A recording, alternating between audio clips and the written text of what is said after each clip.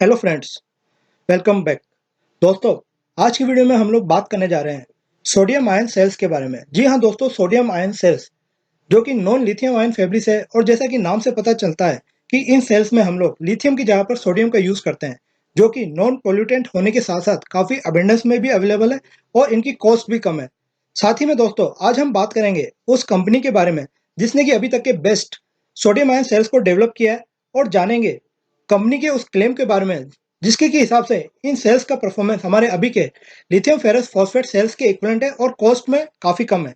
और दोस्तों, साथ ही में बात करेंगे हम लोग इन नए डेवलप्ड सोडियम आयन सेल्स की पावर डेंसिटी के बारे में, इनकी स्पेसिफिक एनर्जी के बारे में, इनके चार्ज डिस्चार्ज रेट के बारे में, इनकी चार्जिंग साइकिल्स के बारे में, और सबसे इंपॉर्टेंट पॉइंट इनकी कॉस्ट के बारे में। और साथ ही में जानेंगे उन कुछ हॉट फीचर्स के बारे में जो कि कंपनी का ऐसा क्लेम है कि अभी तक के वर्ल्ड में कुछ ऐसे हॉट फीचर्स इन सेल में हैं जो कि किसी भी दूसरे सेल्स में नहीं है। तो दोस्तों, शुरू करते हैं आज का वीडियो और जानते हैं सोडियम आयन सेल्स के बारे में पूरे विस्तार के साथ। Hello friends, welcome to my channel EV mania. Please मेरे चैनल को सब्सक्राइब करना ना भूलें। तो मैं नॉन लिथियम सेल्स को लेकर काफी ऑप्टिमिस्टिक हूँ और उससे जुड़ी सभी इंपॉर्टेंट इन्फॉर्मेशन और यूनिक टेक्नोलॉजीज को समय समय पर आप लोगों के साथ शेयर करता रहता हूँ। अभी हाल ही में मैंने ऐसा ही एक वीडियो बनाया था जो कि बेस्ड था पोटेशियम आयन सेल में एक नए ब्रेक थ्रू के ऊपर, और ये ब्रेक थ्रू था एक नया कंपाउंड का डेवलपमेंट जो कि है पोटेशियम टाइटेनियम फ्लोराइड फॉस्फेट। अगर आप लोगों ने मेरा ये वीडियो मिस किया हो तो मैं अपने डिस्क्रिप्शन बॉक्स में इस वीडियो का लिंक आप लोगों को प्रोवाइड कर रहा हूँ। दोस्तों, UK based sodium ion cell और battery pack manufacturing company Faradion ने ऐसा क्लेम किया है कि उसके जो सोडियम आयन सेल्स हैं उनका performance lithium ferrous phosphate cell के काफी इक्विवेलेंट है, जबकि वो प्राइस में काफी कम है। और साथ ही में दोस्तों, कंपनी ने ऐसा क्लेम भी किया है कि कंपनी 2021 तक इंडिया में अपना मैन्युफैक्चरिंग यूनिट सेटअप कर सकती है, जिसकी की कैपेसिटी तकरीबन 1 गीगावाट के आसपास हो सकती है। अभी हाल ही में कंपनी को ऑस्ट्रेलिया की एक पावर प्रोडक्शन कंपनी से काफी बड़ा ऑर्डर मिला है। और दोस्तों, कंपनी का ऐसा भी क्लेम है कि उसके जो सोडियम आयन सेल्स है उनको एनर्जी स्टोरेज के साथ साथ ऑटोमोबाइल में भी काफी अच्छी तरह से यूज किया जा सकता है। और साथ ही में कंपनी ने कुछ ऐसे हॉट फीचर्स का भी क्लेम किया है जो कि किसी भी दूसरे कंपनी के लिथियम आयन सेल्स में अवेलेबल नहीं है। चाइना न केवल लिथियम आयन सेल्स की सप्लाई, क्वालिटी और कॉस्ट को कंट्रोल करता है, बल्कि वर्ल्ड में जितनी भी बड़े रहा लिथियम प्रोड्यूसिंग कंट्रीज हैं उनकी माइंस के ऊपर भी चाइना का ही कंट्रोल है। दोस्तों, अगर आप लिथियम से लेकर चाइना के जितने भी खतरनाक प्लान्स हैं और उसकी क्या इंटेंशन है उसके बारे में जानना चाहते हैं, तो उसके ऊपर ऑलरेडी एक मैं वीडियो बना चुका हूँ, जिसका लिंक मैं अपने डिस्क्रिप्शन बॉक्स में आप लोगों को प्रोवाइड कर रहा हूँ। सोडियम आयन सेल के कंस्ट्रक्शन को समझने के लिए हमेशा की तरह हम लोग बात करेंगे लिथियम आयन सेल के कंस्ट्रक्शन की।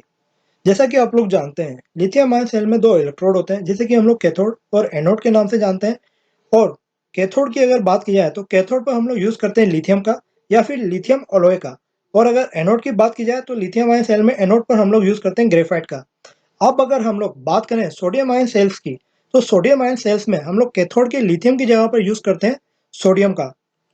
और ऐसे ही अगर एनोड की बात की जाए तो एनोड पे ग्रेफाइट की जगह पर हम लोग यूज करते हैं हार्ड कार्बन का। हालांकि दोस्तों, ग्रेफाइट और हार्ड कार्बन दोनों ही कार्बन का एक फॉर्म है, लेकिन सोडियम आयन सेल्स को हार्ड कार्बन ज्यादा बेटर सपोर्ट करता है, यानी कि हार्ड कार्बन सोडियम के साथ ज्यादा बेटर परफॉर्म करता है कंपेरिजन ऑफ ग्रेफाइट। फ्राडियन के सोडियम आयन सेल के कंस्ट्रक्शन को इस डायग्राम से आप और अच्छी तरह से समझ सकते हैं। कंपनी अपने पेटेंटेड सोडियम आयन सेल्स में कई तरह के सोडियम अलॉय का यूज करती है, जो कि एप्लीकेशन के ऊपर डिपेंड करता है। कंपनी साथ ही में इन सोडियम आयन सेल्स को पाउच फॉर्म और साथ ही में सिलेंड्रिकल शेल फॉर्म, दोनों फॉर्म में कंस्ट्रक्शन करती है। लिथियम फॉस्फेट सेल्स के कंपैरिजन में sodium ion cells high temperature पर वर्क करने के लिए काफी सेफ होते हैं और स्टेबल होते हैं। और आप इस ग्राफ की मदद से आसानी से समझ सकते हैं कि sodium ion cells high temperature पर भी स्टेबल हैं और काफी सेफ है वर्क करने के लिए। दोस्तों, अब हम लोग बात करेंगे सोडियम आयन सेल्स के कुछ हॉट और यूनिक फीचर्स की। और इसके लिए हम लोग सोडियम आयन सेल्स को कंपेयर करेंगे लिथियम फेरस फॉस्फेट सेल यानी कि एलपीओ सेल से। दोस्तों, अगर एलपीओ सेल की बात की जाए तो उसकी जो नॉमिनल वोल्टेज होता है वो होता है 3.2 वोल्ट। और उसकी अगर लोअर और हायर वोल्टेज रेंज की बात करें तो वो होता है लोअर साइड में 2.5 वोल्ट और हायर साइड में होता है 3.65 वोल्ट। अगर दोस्तों हम लोग एलपीओ सेल को 2.5 वोल्ट के नीचे डिस्चार्ज कर देते हैं तो ये सेल डीप डिस्चार्ज मोड में चले जाएंगे और खराब हो जाएंगे, यानी कि हम लोग इन सेल को फिर से चार्ज नहीं कर पाएंगे और ये सेल किसी काम के नहीं बचेंगे। अब अगर हम लोग लिथियम फेरस फॉस्फेट सेल की बात करें तो इस सेल का जो ऑपरेटिंग नॉमिनल वोल्टेज होता है वो तकरीबन होता है 3.7 वोल्ट के आसपास और हायर वोल्टेज होता है 4.3 वोल्ट।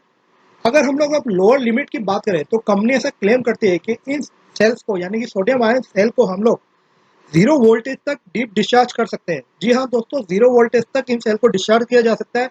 इसके बाद भी ये सेल खराब नहीं होते और 0 वोल्टेज के ऊपर फिर से चार्ज करने पर सेल फिर से चार्ज हो जाते हैं और यूज में किए जा सकते हैं। यानी कि इन सेल्स की यूनिक प्रॉपर्टी है कि इन सेल्स को 0 से लेकर 4.3 वोल्ट की रेंज में ऑपरेट किया जा सकता है।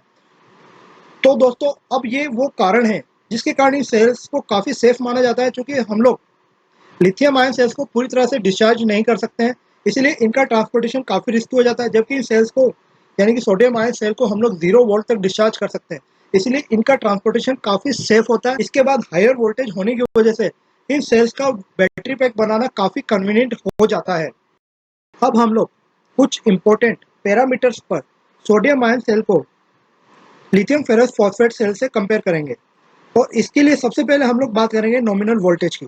अगर नॉमिनल वोल्टेज की बात की जाए तो सोडियम आयन सेल का जो नॉमिनल वोल्टेज होता है वो होता है 3.7 वोल्ट और अगर हम लोग एलपीओ सेल के वोल्टेज की बात करें नॉमिनल वोल्ट की तो वो होता है तकरीबन 3.2 वोल्ट। अगर हम लोग अब लोअर वोल्टेज की बात करें तो जैसा कि मैंने पहले भी बताया था कि सोडियम आयन सेल को हम लोग 0 वोल्ट तक डिस्चार्ज कर सकते हैं और अगर अब हम लोग लिथियम फेरस फॉस्फेट सेल के लोअर वोल्टेज की बात करें तो होता है 2.5 वोल्ट। इसके बाद अगर हम लोग चार्ज रेट की बात करें तो कंपनी ऐसा दावा करती है कि सोडियम आयन सेल्स को 2C के रेट से चार्ज किया जा सकता है, जबकि जो हमारे एलपीओ सेल का जो नॉमिनल चार्ज रेट है वो 1C का है। इसके बाद अगर हम लोग बात करें हमारे टेम्परेचर रेंज की तो हमारे दोनों सेल्स का टेम्परेचर रेंज तकरीबन एक जैसा ही है और इन सेल्स का जो टेम्परेचर रेंज है वो -25 डिग्री सेंटीग्रेड से लेकर 65 डिग्री सेंटीग्रेड तक है। इसके बाद अगर बात की जाए इन दोनों सेल्स की चार्जिंग लाइफ के बारे में तो कंपनी का ऐसा क्लेम है कि जो सोडियम आयन सेल है उनकी चार्जिंग लाइफ तकरीबन 1200 से लेकर 1600 साइकिल्स तक हो सकती है, जबकि हमारे फॉस्फेट सेल की चार्जिंग लाइफ होती है 1500 से लेकर 2000 साइकिल के आसपास। इसके बाद अगर हम लोग बात करें कॉस्ट की तो चूंकि सोडियम काफ़ी इजीली और काफ़ी अबेंडेंस में अवेलेबल है तो ऑब्वियसली इन सेल्स की कॉस्ट कम होगी और कंपनी का ऐसा क्लेम है कि इन सेल्स की कॉस्ट तकरीबन हमारे लिथियम आयन सेल से 30% तक कम होती है। इसके बाद अगर हम लोग बात करें डिस्चार्ज इफिशियंसी की तो इन सेल की डिस्चार्ज इफिशियंसी भी हमारे फॉस्फेट सेल के इक्वलेंट ही है और अभी तक 90% तक की डिस्चार्ज इफिशियंसी इन सेल्स में अचीव की जा चुकी है। इसके बाद अगर हम लोग बात करें स्पेसिफिक एनर्जी की तो सोडियम आयन सेल्स की स्पेसिफिक एनर्जी हमारे फॉस्फेट सेल से कुछ ज़्यादा है और इन सेल्स की एनर्जी 140 से 150 वाट आवर पर केजी के बीच में हो सकती है, जबकि जो सोडियम आयन सेल्स की स्पेसिफिक एनर्जी होती है वो 120 से लेकर 130 वाट आवर पर केजी के बीच में होती है। और इसके बाद अगर हम लोग सेफ्टी और स्टेबिलिटी की बात करें तो सोडियम आयन सेल्स हमारे लिथियम आयन सेल्स से काफ़ी ज़्यादा सेफ और स्टेबल है, क्योंकि इन सेल्स को हम लोग काफ़ी डीप वोल्टेज तक डिस्चार्ज कर सकते हैं और इसके बाद भी सेल्स खराब नहीं हो सकते। इसलिए इनकी जो ट्रांसपोर्टेशन भी इजी है तो है ही, साथ ही में इनकी सेफ्टी भी काफ़ी ज़्यादा है और ये हायर वोल्टेज पे भी काफ़ी इजीली परफॉर्म करते हैं। दोस्तों अभी तक की रिसर्च और डेवलपमेंट को देखकर मुझे ऐसा लग रहा है कि जल्द ही हम लोगों को एक नॉन पोल्यूटेंट और लो कॉस्ट सेल्स के ऑप्शन मिल सकते हैं जो कि हमारे लिथियम आयन सेल्स को पूरी तरह से रिप्लेस कर देंगे और हमारी ईवी बैटरी पैक के लिए एक बहुत ही अच्छा ऑप्शन होगा जो कि हमारी ईवी इंडस्ट्री को डेवलप होने में काफ़ी हेल्पफुल होंगे। तो दोस्तों मेरे इस वीडियो को देखने के लिए आप लोगों का बहुत बहुत धन्यवाद और फिर से मैं आप लोगों से हाथ जोड़कर हम रिक्वेस्ट करता हूँ कि प्लीज़ अपने इन्वायरमेंट को प्रोटेक्ट करने की हर संभव कोशिश करें। Thank you very much.